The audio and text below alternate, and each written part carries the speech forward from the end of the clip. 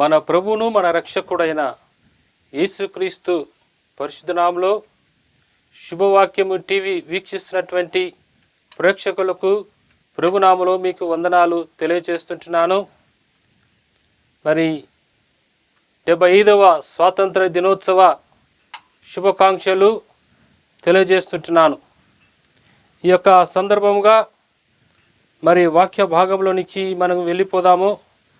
గలతీలకు రాసిన పత్రిక 5వ అధ్యాయము 1వ వచనాన్ని మనము ధ్యానం చేసుకుందాం. ఈ స్వాతంత్రము అనుగ్రహించి క్రీస్తు మనలను స్వతంత్రులుగా చేసి ఉన్నాడు కాబట్టి మీరు స్థిరముగా నిలిచి మరలా దాస్యమును కాడి క్రింద చిక్కుకొనకుడి. దయచేసి మరి యొక్క సమయంలో మనం ప్రార్థన చేసుకుందామని మా ప్రభును మా రక్షకుడైన జీవముగల దేవా, కృపగల తండ్రి, మీ నామను కొందనాలు స్తోత్రాలు చెల్లిస్తున్నామనైనా. ఈ యొక్క ఉదయకాల సమయంలో తండ్రి, ఈ యొక్క టీవీ పరిచయలో మీరు తోడుగా ఉండండి, నడిపించండి, సహాయించండి. అయా నిలబడిన మీ దాసుని తండ్రి సిలువ చాటున మరుపరచండి. అయా మరి వీక్షిస్తున్నటువంటి ప్రేక్షకులకునైనా మీ వాక్యాన్ని మీరు వినిపించండి ప్రభా. అంత మాత్రమే కాకుండా తండ్రి, మా దేశం యొక్క మరి 75వ సంవత్సరం యొక్క మరి మరి ఈ యొక్క స్వాతంత్ర దినాన్ని మేము ఆచరిస్తూ ఆనందిస్తుంటున్నాగానైనా మరి ఆనందంలో మరి మీరు తోడుగా ఉండి నడిపించండి. ఈ వాక్య పరిచయంలో మీకు మహిమకరంగా సాగుట కృపా సహాయం చేయమని మా ప్రభును మా రక్షకుడైన యేసుక్రీస్తు నామములో అడిగి వేడుకుంటున్నాను తండ్రి, ఆమేన్.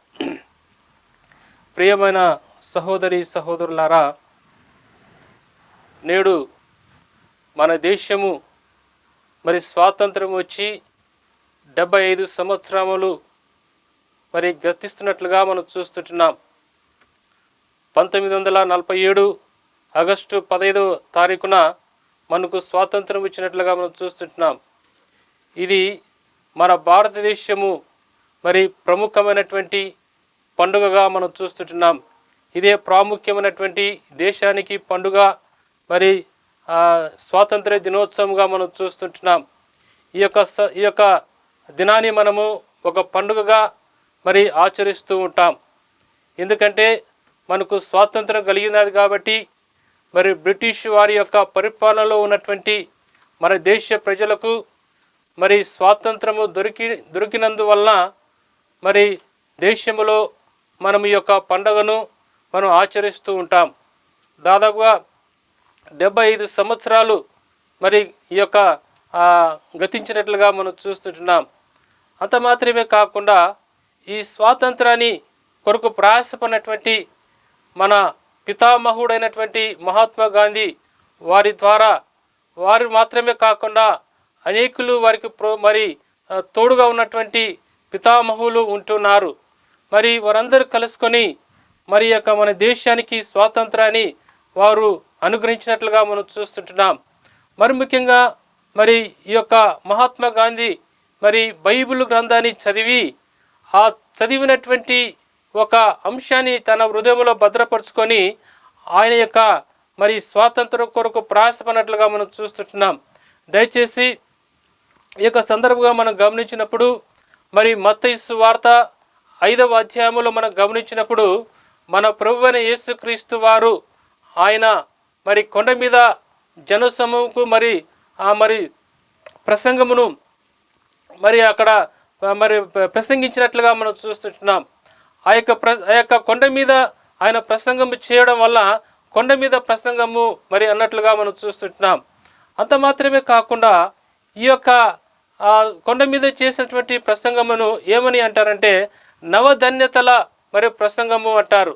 అనగా అక్కడ నవ అనగా 9 ధన్యతలు ఉన్నట్లుగా మనం చూస్తుంటున్నాం. 9 ధన్యతల ప్రసంగాన్ని యేసుక్రీస్తు వారు అక్కడ బోధించినట్లుగా మనం చూస్తుంటున్నాం. ఆ బోధనలో ఒక బోధను మనం గమనించినట్లయితే మరి 5వ అధ్యాయం మత్తయి సువార్త 5వ అధ్యాయము 5వ వచనములో ఇలా రాయబడినది, సాత్వికులు ధన్యులు వారు భూలోకము స్వతంత్రించుకొందురు అని మనము లేఖన భాగాల్లో మనం చూస్తుంటున్నాం. అనగా మరి మహాత్మా గాంధీ వారు ఆలోచించేటువంటి విధానం ఏమిటంటే సాత్వికులు ధన్యులు, వారు భూలోకాన్ని స్వతంత్రించుకుంటారు కదా. మరి మనము కూడా ఈ యొక్క మరి కనీసము మన యొక్క భారతదేశాన్ని కనీసం మనము మరి స్వతంత్రించుకోగలము అనగా మనము మరి యొక్క స్వాతంత్ర దినోత్సవాన్ని మనము సాధించగలము అని ఆయన ఒక ఆశ కలిగి ఆ యొక్క విషయాన్ని తన హృదయంలో భద్రపరుచుకొని తన మరి పుస్తకాలు రాసినట్లుగా మనం చూస్తుంటున్నాం. అదేవిధంగా ఆ యొక్క విషయాన్ని తన హృదయంలో పెట్టుకొని అహింసావాదిగా అనగా మరి ఉపవాస మరి ఆయన మరి ఈ యొక్క సత్యాగ్రహం చేసినట్లుగా మనం చూస్తుంటున్నాం. ఏ ఆయుధము లేకుండా, ఏ మరి కట్టెలు లేకుండా, గన్నులు లేకుండా, ఏ ఆయుధం లేకుండా కేవలము మరి ఈ యొక్క ఉపవాస మరి యొక్క సత్యాగ్రహం ద్వారా మరి దేశానికి స్వాతంత్రాన్ని మరి వారు తెచ్చినట్లుగా మనం చూస్తుంటున్నాం. అంత మాత్రమే కాకుండా ఈ యొక్క భారతదేశానికి మరి 75 సంవత్సరాల స్వాతంత్ర దినోత్సవాన్ని మనము ఆచరిస్తుంటున్నామే కానీ మన వ్యక్తిగత జీవితానికి స్వాతంత్రం ఉన్నా లేదో ఒకసారి మనం పరిశీలన చేసుకోవాలి. ఇది మన యొక్క భారతదేశం యొక్క స్వాతంత్రం కాబట్టి ఈ పండుగను మనం ఎంతో మరి ఆనందంగాను మరి సంతోషముగాను, ఎందుకంటే మనకు బ్రిటిష్ వారి ద్వారా మనకు విడుదల కలిగినాం కాబట్టి, వారి బానిసత్వంలో నుంచి మనం విడుదల కలిగినాము కాబట్టి, మనకు స్వాతంత్రం వచ్చినది కాబట్టి ఆ స్వాతంత్రాన్ని బట్టి మనం ఎంతో సంతోషముగా ఉంటున్నాం. ఈ యొక్క పండుగను ఎంతో సంతోషముగా ఆనందంగా మనం ఆచరిస్తుంటున్నాం. కానీ మన వ్యక్తిగత జీవితానికి స్వాతంత్రం ఉన్నదో లేదో ఒకసారి మనం పరిశీలన చేసుకోవాలి. ఈ యొక్క విధాన్ని మనం గమనించినప్పుడు ఈ యొక్క అపోస్తలుడైన పౌలు మరి గలతీయులకు రాసిన పత్రిక 5వ అధ్యాయము 1వ వచనం మనం గమనించినప్పుడు అక్కడ ఈ విధంగా రాయబడినట్లుగా మనం చూస్తున్నాం. అనగా ఈ స్వాతంత్రము అనుగ్రహించి క్రీస్తు మనల్ని స్వతంత్రులుగా చేసి ఉంటున్నాడు అని మనం చూస్తున్నాం. ఈ స్వాతంత్రము యేసుక్రీస్తు వారు మరి అనుగ్రహించినట్లుగా మనం చూస్తుంటున్నాం. అనగా అనుగ్రహించినాడంటే మనము దేని కింద ఉన్నామంటే పాపపు యొక్క బానిసత్వంలో ఉన్నటువంటి వారము, మరి లోకములో సంబంధం కలిగినట్టు వారుగా ఉన్నాము కాబట్టి ఆ బానిసత్వంలో నుంచి మనను స్వతంత్రులుగా చేసి ఉంటున్నాడు యేసుక్రీస్తు వారు. అందుకోసమే అపోస్తలుడైన పౌలు ఈ గలతీయులకు రాసిన పత్రికలో రాస్తుంటున్నాడు, ఈ స్వాతంత్రము అనుగ్రహించి క్రీస్తు మనను స్వతంత్రులుగా చేసి ఉంటున్నాడు. అంత మాత్రమే కాకుండా కాబట్టి మీరు స్థిరముగా నిలిచి మరలా దాస్యమును కాడి క్రింద చిక్కుకొనకుడి. అనగా ఈ కాడి నుంచి మనకు విడుదల చేసి ఉంటున్నాడు. మరి ఈ యొక్క పాపం యొక్క దాస్యము నుంచి మనకు విడుదల చేసి మనకు స్వాతంత్రాన్ని మరి యేసుక్రీస్తు వారు మరి అనుగ్రహించినట్లుగా మనం చూస్తుంటున్నాం. కానీ మన జీవితము పాపములో ఉన్నటువంటి మనను యేసుక్రీస్తు వారు మనను మరి విడుదల చేసినట్లుగా మనం చూస్తుంటున్నాం. అందుకోసమే యేసు ప్రభువారు అంటున్నాడు, పాపము చేయు ప్రతివాడు పాపమునకు దాసుడని చెప్తుంటున్నాడు. యోహాను సువార్త 8వ అధ్యాయము 34లో ఈ మరి యొక్క విషయాన్ని మనం చూడగలం. పాపము చేయుడు ప్రతివాడు పాపమునకు దాసుడు. అనగా మనం పాపానికి దాసులుగా ఉన్నటువంటి మనల్ని, మరి పాపము లోకములో ఉన్నటువంటి మనల్ని యేసుక్రీస్తు వారు మనల్ని స్వతంత్రులుగా చేసి ఉంటున్నాడు. ఆ పాప నివారణ మరి తీసివేసి యేసుక్రీస్తు వారు కలవరిశిల్లో ఆయన మన కొరకై ఆయన తన మరి మనందరి మరి నిమిత్తమై ఆయన ఆ కలవరిశిల్లో తన ప్రాణాన్ని ఒలికించినట్లుగా మనం చూస్తుంటున్నాం.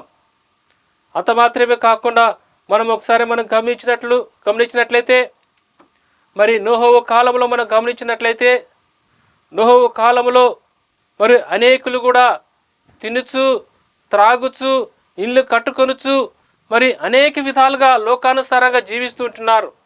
కానీ నేటి దినాలు కూడా ఈ యొక్క జీవితాన్ని మరి జీవిస్తున్నటువంటి విధానం మనం చూస్తుంటున్నాం. ఆ రోజుల్లో కూడా అదే విధంగా జీవించారు, కానీ ఈ రోజుల్లో కూడా అదే పరిస్థితుల్లో ఉన్నట్లుగా మనం చూస్తున్నాం. దయచేసి ఈ సందర్భంగా మరి 1 పేతురు రాసిన పత్రిక 3వ అధ్యాయము 19-20లో మనం గమనించినప్పుడు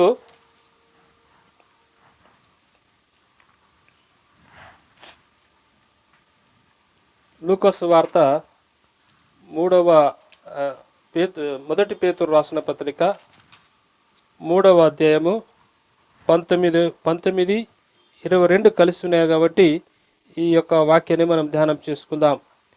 దేవుని దీర్ఘశాంతము ఇంకా కనిపెట్టుచుండినప్పుడు పూర్వము నోహవు దినములలో ఓడ సిద్ధపరచుండగా అవిధులైన వారి యొద్దకు అనగా చెరలో ఉన్న ఆత్మల యొద్దకు ఆయన ఆత్మస్వరూపిగానే వెళ్ళి వారికి ప్రకటించినట్లుగా మనం చూస్తున్నాం. పూర్వపు నోహవు దినాలలో జరిగినటువంటి విధానం ఇక్కడ మనం చూస్తున్నాం. మరి పేతురు రాస్తుంటున్నాడు, పూర్వము నోహవు దినములలో ఓడ సిద్ధపరచుచుండగా అవిధులైన వారి యొద్దకు అనగా చెరలో ఉన్న ఆత్మల యొద్దకు ఆయన ఆత్మస్వరూపిగా వెళ్ళి వారికి ప్రకటించినట్లుగా మనం చూస్తున్నాం. ఆయన ఆత్మస్వరూపిగా మరి వారు తినుచు త్రాగుచు మరి ఇష్టానుసారంగా జీవిస్తున్నటువంటి వారి దగ్గరికి మరి దేవుడు మరి మరి ఆత్మల యొద్దకు ఆయన వెళ్ళినట్లుగా మనం చూస్తుంటాం. అనగా చెరలో ఉన్నటువంటి ఆత్మలను మరి దేవుడు వారిని రక్షించినట్లుగా మనం చూస్తున్నాం. అందరూ అనేకులు కూడా మరి చెరలేకపోయింటున్నారు. మరి అనేకులు కూడా ఆ యొక్క చెరలోనే ఉండిపోయారు. కానీ మరి దేవుడు వారిని రక్షించడం కొరకై ఆత్మస్వరూపిగా వెళ్ళి వారికి ప్రకటించినప్పటికీ వారు వినలేని వారుగా ఉంటున్నారు. కానీ మన పరిస్థితి ఎలా ఉన్నదో ఒకసారి మనం పరిశీలన చేసుకోవాలి. అదేవిధంగా మరి తిమోతి రాసిన పత్రిక 2వ తిమోతిలకు రాసిన పత్రికలో మనం ఒక విషయాన్ని మనం చూడగలము. దయచేసి 2వ తిమోతిలకు రాసిన పత్రిక 2:24 మనం గమనించినప్పుడు సత్య విషయమైన అనుభవ జ్ఞానము వారి కలుగుటకై దేవుడు ఒకవేళ ఎదురాడి వారికి మారు మనసు దయచేయును. అందువలన సాతాను తన ఇష్టము చొప్పున చెరపట్టిన వారి ఇరులో నుండి తప్పించుకొని, ఇక్కడ మనం గమనించవలసినటువంటి మాట ఏమిటంటే సాతాను తన ఇష్టము చొప్పున చెరపట్టిన వీరు అంటే వీరు ఎవరంటే సాతాను చెరలో ఉన్నటువంటి వారు. ఆ సాతాను చెరలో ఉన్నటువంటి వారిని విడుదల చేసేదానికి మన ప్రభు యేసుక్రీస్తు వారు మరి మన కొరకు ఆయన కలవరిశిలో ప్రాణం పెట్టినట్లుగా మనం చూస్తున్నాం. ప్రియమైన సహోదరి సహోదరులారా, మనము మరి నోహవు కాలంలో జరిగిన విధంగా మనం గమనించినప్పుడు మనం కూడా ఈ లోకంలో ఎలాగున్నాం, మరి ఆ రోజుల్లో జరిగినటువంటి విధంగా ఈ రోజుల్లో కూడా జరుగుతున్నట్లుగా మనం చూస్తుంటాం. అదేవిధంగా అపోస్తలుడైన పౌలు అంటాడు, మరి అయ్యో నేను ఎంతటి దౌర్భాగ్యుడను, నన్ను ఎవడు విడిపిస్తాడని ఆయన మరి పలికినట్లుగా మనం చూస్తున్నాం. రోమీయులకు రాసిన పత్రిక 7వ అధ్యాయం 24వ వచనంలో మనం గమనించినప్పుడు మరి అపోస్తలుడైన పౌలు ఆయన రక్షింపబడక మునుపు ఆయన పలుకుతున్నటువంటి మాట ఏమిటంటే అయ్యో నేను ఎంతటి దౌర్భాగ్యుడను, నేను ఎంత దౌర్భాగ్యుడని అపోస్తలుడైన పౌలు ఆయన పలికినట్లుగా మనం చూస్తున్నాం. అనగా ఆయన పూర్వపు స్థితి మరి లోకానుసారంగా ఉన్నాడు. మరి అనేక క్రైస్తవులు హింసించినటువంటి వాడుగా ఉంటున్నాడు. కానీ ఆయన పలికినటువంటి మాట అయ్యో నేనెంతటి దౌర్భాగ్యుడను, నేనెంత నీచుడను, నేనెంత దౌర్భాగ్యుడనని మరి ఆయన విలిపిస్తున్నట్లుగా మనం చూస్తుంటున్నాం. కానీ దేవుడు మనల్ని రక్షించడానికి మనల్ని రక్షించడానికి ఆయన మనల్ని చూస్తూ ఉంటున్నాడు. అంత మాత్రమే కాకుండా మరి ఇశ్రాయేలీయులు దేవుడు ఏర్పాటు చేసుకున్నటువంటి ప్రజలు, దేవుని ప్రజలైనటువంటి వారు ఎక్కడ ఉన్నారంటే ఐగుప్తు దేశంలో బానిసత్వముగా ఉంటున్నారు. దేవుడు ఏర్పాటు చేసుకున్న పిల్లలు మరి బానిసత్వములో ఉన్నటువంటి విధానం మనం చూస్తుంటున్నాం. ఎందుకంటే వారు చేసినటువంటి పాప విచారంలో బట్టి వారు ఐగుప్తు దేశానికి వెళ్ళి ఉంటున్నారు. ఐగుప్తు దేశంలో వారి యొక్క మరణం వింటున్నాడు దేవుడు. వారి యొక్క మరణం, వారి బాధలను, వారి దుఃఖాన్ని, వారి సహనాన్ని, వారు చేసినటువంటి వెట్టి సేకరణను అన్ని చూసి దేవుడు ఆలకించి దేవుడు వారికి ఒక విముక్తిని అనుగ్రహించినాడు, అనగా విడుదల దయచేసి ఉంటున్నాడు. బానిసత్వంలో ఉన్నటువంటి వారిని స్వతంత్రులుగా చేసి ఉంటున్నాడు. దయచేసి సందర్భంగా మరి ఆది కాండము నిర్గమకాండము 3వ అధ్యాయము నిర్గమకాండము 3వ అధ్యాయము 7వ వచనాన్ని మనం ధ్యానం చేసుకుందాం.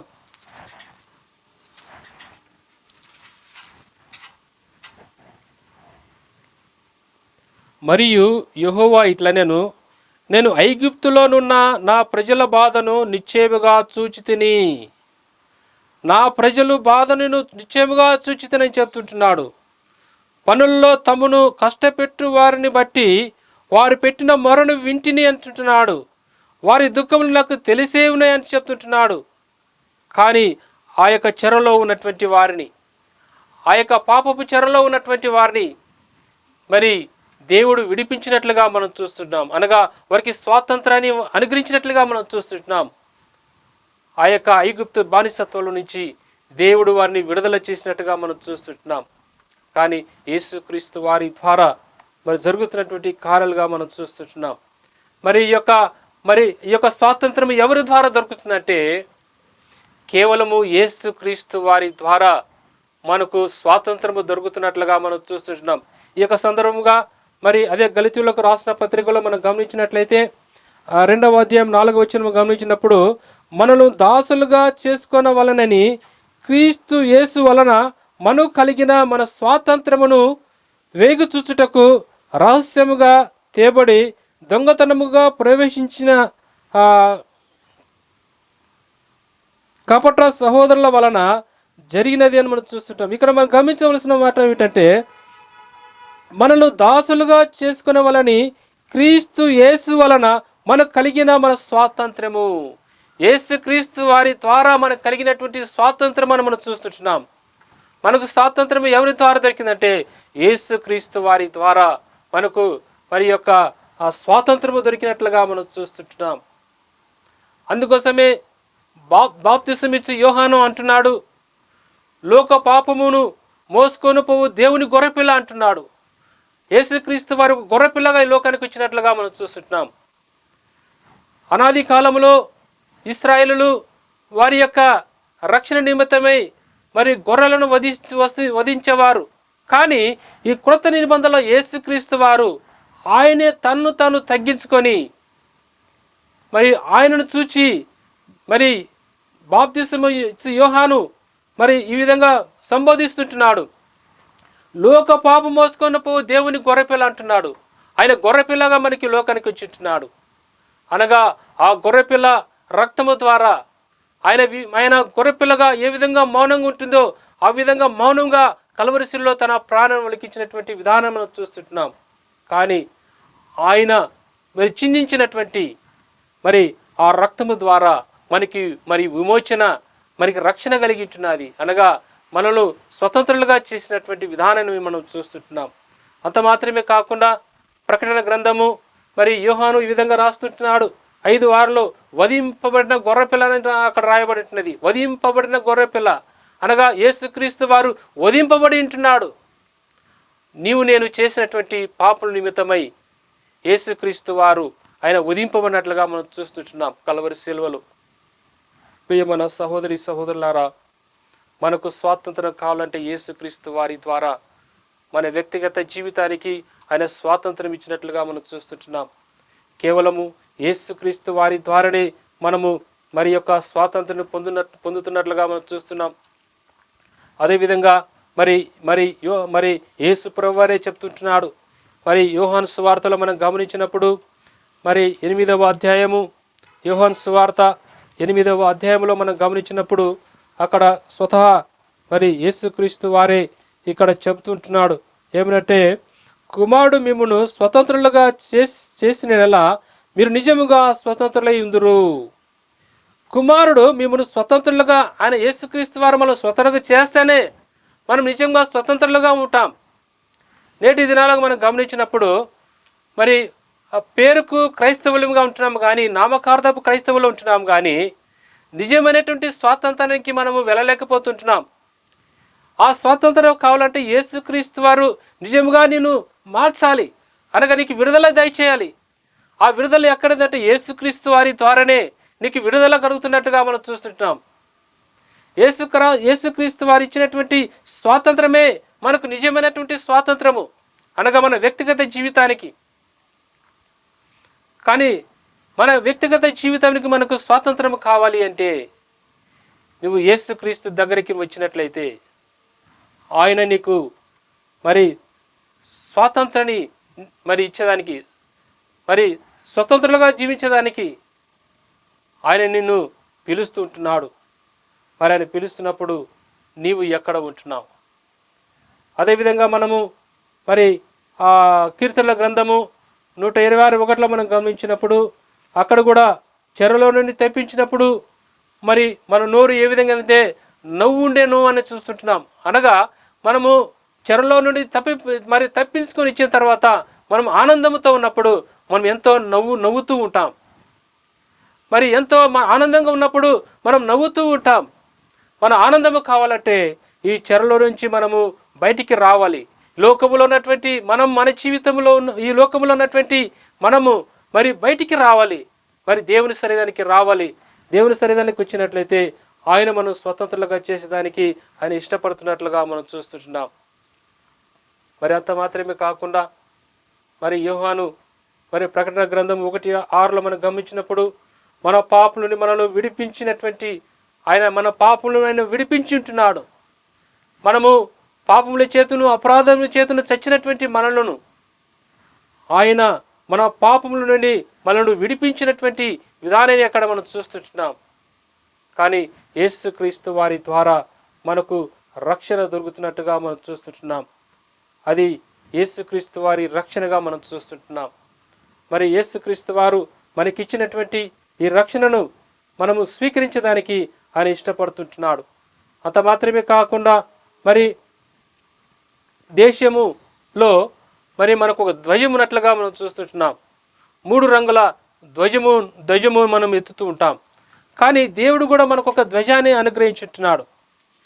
ఆ ధ్వజం ఏమిటంటే దయచేసి కీర్తనల గ్రంథము 60వ అధ్యాయము 4వ వచనంలో మనం గమనించినప్పుడు ఆ ధ్వజం ఏమిటో ఇక్కడ మనం చూడగలము. దయచేసి కీర్తనల గ్రంథము 60వ అధ్యాయము 4వ వచనాన్ని మనం ధ్యానం చేసుకుందాం.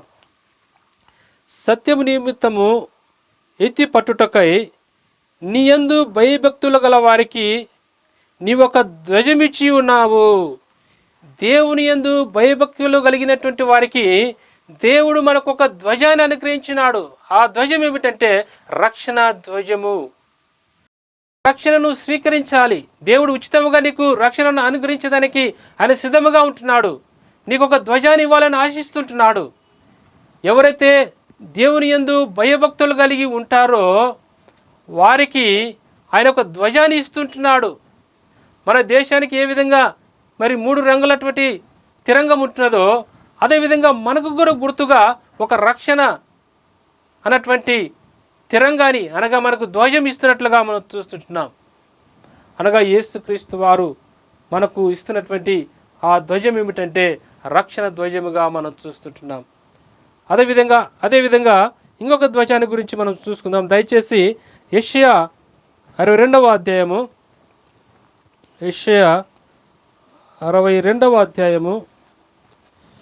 10వ వచనంలో మనం గమనించినప్పుడు గుమ్మముల ద్వారా రండి జనమునకు త్రవ సిద్ధపరచుడి, రాజ్యమార్గమును చక్కపరచుడి, రాళ్ళను ఏరి పారవేయడి, జనములు చూచున్నట్లు ధ్వజమెత్తుడి. జనములు చూస్తున్నట్లు మనము లోకములో ఉన్నటువంటి ప్రజలు చూస్తున్నట్లు మనము రక్షణటువంటి ధ్వజాన్ని ఎత్తాలి. మరి మన ప్రజలలో మనము నిజమైనటువంటి ఒక విశ్వాసి అని ఈ రక్షణ ధ్వజాన్ని వారికి చూపించాలి. నిజంగా నువ్వు వెళ్ళిపోతున్నప్పుడు నిజముగా ఈయన మరి ఒక దైవజనుడు, ఒక క్రీస్తు, ఒక విశ్వాసి అని చెప్పుకోవాలి. పలువురు చూసినప్పుడు మరి నిన్ను చూసి ఇతరులు సాక్ష్యం ఇవ్వాలి, నిజముగా ఈయన నిజమైనటువంటి విశ్వాసి అని. కానీ నీ జీవితంలో ఆ స్వాతంత్రం ఉన్నదా? దేవుడికి మరి ధ్వజాన్ని ఇస్తుంటున్నాడు, రక్షణ అటువంటి ధ్వజాన్ని మనకి ఇస్తుంటున్నాడు. ఆ ధ్వజాన్ని మనం స్వీకరిస్తుంటున్నామా లేదో ఒకసారి మనం పరిశీలన చేసుకుందాం. దేవుడిని మరి నీ కొరకు నా కొరకు ఆయన కలవరిశిలో తన ప్రాణాలు ఒలికించినాడు. ఆయన ఒలికించినటువంటి విలువైన అమూల్యమైన రక్తము చేత నేను శుద్ధిగా చేసి ఆయన పశువులుగా చేసి ఆయన సొత్తుగాను ఆయన జనంగాను ఆయన మరి ప్రజలుగా దేవుడు ఏర్పాటు చేసుకుని ఉంటున్నాడు. అనగా స్వతంత్రం ఇచ్చుంటున్నాడు. ఆయన రక్షణ అనుగ్రహించుంటున్నాడు. మరి ఆయనకు స్వతంత్రాన్ని అనుగ్రహించినప్పుడు నువ్వు ఎక్కడ ఉంటున్నావు? దేవుడు నీతో మాట్లాడుతున్నప్పుడు నువ్వు ఎక్కడ ఉంటున్నావో ఒకసారి పరిశీలన చేసుకొని మరి నీవు రక్షింపబడి మరి దేవుని యొక్క వాక్యాన్ని మీ వినికిడిలో మరి ఆశీర్వాదకరంగా ఉండులాగున ప్రభు యొక్క వాక్యాన్ని దీవించునుగాక. ఆమేన్.